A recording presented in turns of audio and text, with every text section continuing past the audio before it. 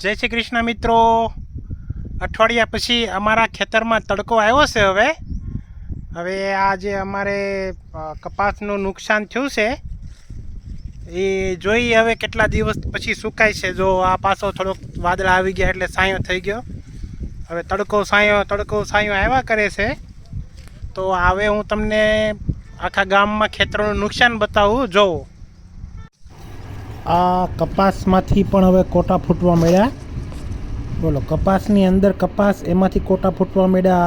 આ જો તમને મેં હાથમાં થોડાક તોડીને લીધા છે, એની અંદરથી કોટા ફૂટે છે.